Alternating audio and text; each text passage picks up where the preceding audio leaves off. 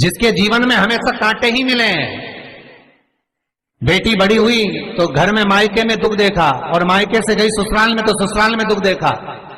ससुराल में भी दुख देखने के बाद में भी पति को बहुत कुछ काम खुलवाया, बहुत धंधे खुलवाए, नौकरी लगवाई, पर वो पति बार बार छोड़ कर आ गया, बार बार तकलीफ भोग रहा है, बार बार कष्ट भोग रहा है। फिर थोड़े दिन काम करता है, थोड़े दिन छूट जाता है, फिर व्यापार में बढ़ता है, फिर छूट जाता है, फिर कोई दुकान खुल गई, थोड़े दिन अच्छी चली, फिर वापस वहीं घर पर आकर बैठ गया। अर्थात उसके जीवन में वो शूलता चल रही है। तो बाबा देवाधिदेव महादेव कहते हैं, ये 3 घड़ी 3 पल 3 नक्षत्र 3 समय 3 दिन में जो शूल मुझे समर्पित करता है, उसके जीवन से मैं शूल हटा देता हूं। वो 3 दिन लिखे स्कंद पुराण में।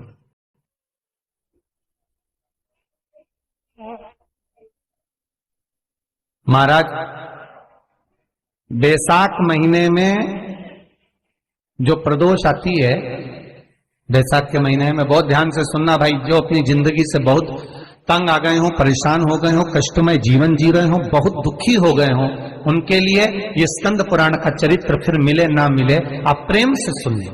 आओ, पहला बैसाख महीने की प्रदोष, चाहे वो शनिचरी प्रदोष हो, चाहे रविवार की हो, सोमवार की हो, मंगल की हो, बुधवार की हो, गुरुवार की हो, शुक्रवार की हो, शनिवार की हो, कोई भी वार की हो, पर बैसाख महीने की प्रदोष, प्रदोष काल में शाम का समय सूर्य डूब रहा हो, बस डूबा ही हो, और उस समय पर सूर्य के डूबन के तुरंत बाद बाबा को धतूरे के साथ में बेलपत्री ना चढ़ाते हुए बेलपत्री के वृक्ष के 7 कांटे बाबा के शिवलिंग पर समर्पित करे जाते हैं महाराज, अपनी जिंदगी में अड़चनों को हटाने के लिए। फिर आप जिस व्यापार में उतरे, जिस व्यवसाय में उतरे, जिस नौकरी में उतरे, आप दिल से करें, आपको तरक्की मिलेगी। आप हार नहीं सकते, नीचे नहीं आ सकते, उन्नति पर ही चढ़ेंगे। एक वैशाख मास की प्रदोष, दूसरा शिवरात्रि के दिन मध्याह्न का समय। महाराज, जो बड़ी शिवरात्रि होती है माघ की, बड़ी शिवरात्रि के अंतर्गत मध्याह्न का समय, दोपहर के ठीक 12 बजे, चाहे फिर वो कोई भी दिन हो महाराज, शिवरात्रि जिस दिन पड़ रही है,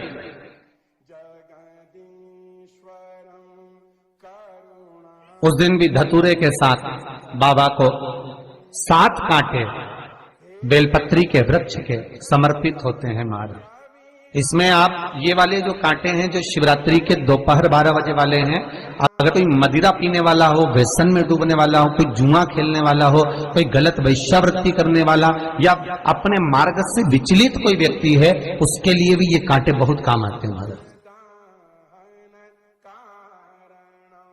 दूसरा, पार्वती, तेरे द्वारा तेरे नयन अश्रु से जो प्रगटा हुआ बेल का वृक्ष है, द्वितीय शूल मैं वहां धारण करता, तृतीय शूल, तीसरा शूल जो वर्णन करा गया महाराज। भगवान श्रावण के महीने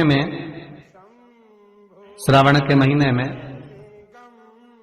जो भी दूसरा सोमवार पड़े, जो भी पड़े, श्रावण के महीने का जो दूसरा सोमवार होता है, उस दूसरे सोमवार में रात्रि के समय पर, अर्थात शास्त्र अब घड़ी और पल का स्मरण करेंगे तो रात्रि के बजेंगे 10 से 12 बजे महाराज, 10 से 12 के बीच में धतूरे के साथ बाबा को शूल समर्पित होता है महाराज।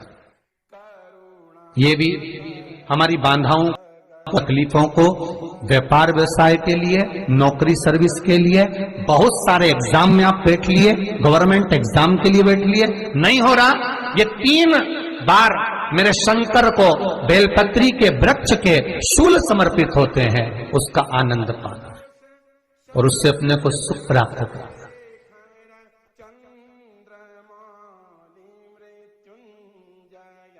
कि बाबा भोलेनाथ जी के नयन अश्रु से जो प्रकट हुआ वो रुद्राक्ष का पौधा है, माता पार्वती के नयन अश्रु से जो प्रकट हुआ वो बेलपत्री का पौधा है, और महेश, जिस महेश के वंशज है महेश्वर, जिनकी 12 खाम प्रगटी है भगवान महेश के द्वारा,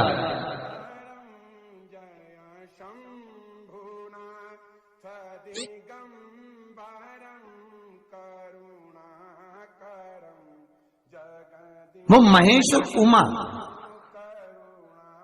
उमा और महेश का जो चरित्र है कि उमा और महेश का जब प्रागट्य हुआ, उमा और महेश जब दोनों आनंद में विभोर होकर जब चलते हैं और दोनों के बैठने से तप मुद्रा से जो पौधा उत्पन्न होता है वो शमी का पौधा है।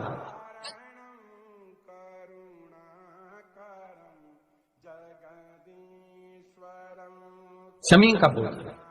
तो एक बात ध्यान रखिए, शिव जी के द्वारा जो निर्मित हुआ उसमें कोई शूल नहीं है, उसमें कोई कांटे नहीं है। पार्वती के द्वारा जो निर्मित हुआ बेलपत्री का पौधा, उसमें कांटे हैं। और पार्वती के मिलन से भी जो उत्पन्न हुआ है शंकर के साथ में, उसमें भी कांटे हैं। शमी के पौधे में भी कांटे, शमी के वृक्ष में भी कांटे।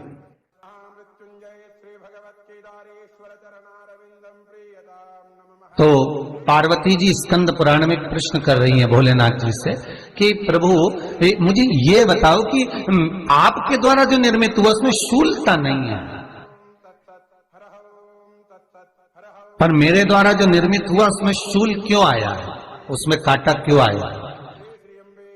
थोड़ा सा माताओं, मेरी जीजियों, आपको थोड़ा बुरा तो लगेगा इस प्रसंग को सुनकर, पर लग जाए, पर आज कथा निकली है तो सुन लो है कि शिवजी जिस रुद्राक्ष को उत्पन्न कर रहे हैं उसमें शूलता नहीं है, पर पार्वती जी जो संग में मिली हैं उसमें भी शूलता है, और पार्वती का जो प्रकट हुआ बेलपत्र उसमें भी शूलता है। तो भगवान महादेव बोलते हैं पार्वती, मैं तुझे कुछ कहूं और कहने पर तुझे तेरे हृदय में कोई बात चुभे, शूल लगे तो मुझे ठीक नहीं लगेगा। नहीं, आप कहिए प्रभु, मैं सुनने के लिए तैयार हूं, आप तो बोलो कि कारण क्या है। भगवान कहते हैं पार्वती, बस अंतर इतना है, नारी का जो स्वभाव होता है, स्त्री का जो स्वभाव होता है, उसके हृदय में छोटी छोटी बात के शूल बहुत होते हैं।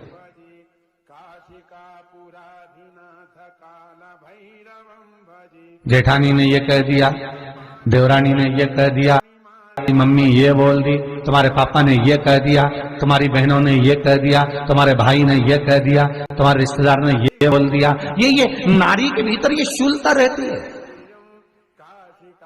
तो पार्वती जी बोली कि जितना तप आपने करा उतना तप मैंने करा, और जितनी साधना आपने करी उतनी साधना मैंने करी, और जितना आराधना दिल से आपने करी उतनी आराधना दिल से मैंने करी, फिर इसमें शूलता कहां से आ गई? भगवान शिव बोले, बस पार्वती बात इतनी सी है कि जब मैं आराधना करने बैठता हूं तो मेरी दृष्टि में सम्मुख में कुछ नहीं होता। जब मैं आराधना करने बैठता हूं तो मेरी दृष्टि में मेरे सम्मुख में कुछ नहीं होता कि कौन ने क्या करा है, कौन ने क्या बोला है, कौन क्या कर रहा है, उससे मुझे मतलब नहीं होता, उससे मुझे कोई मतलब नहीं। पर पार्वती, जब तू आराधना करने भी बैठती है ना, तो तेरी चित्त वृत्ति में कहीं ना कहीं किसी ना किसी रूप में कोई शूल आ ही जाता है।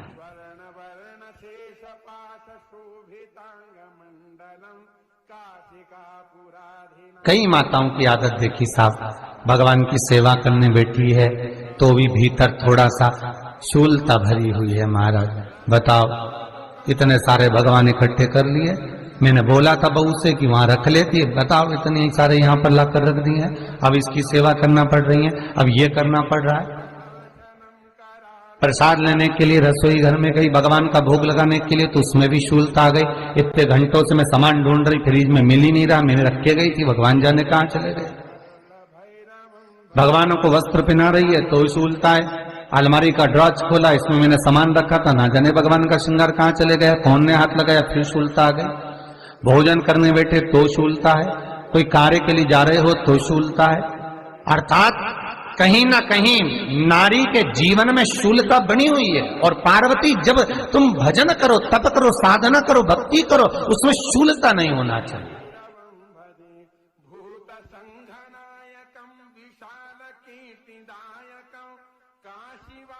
पार्वती जी ने कहा, भोलेनाथ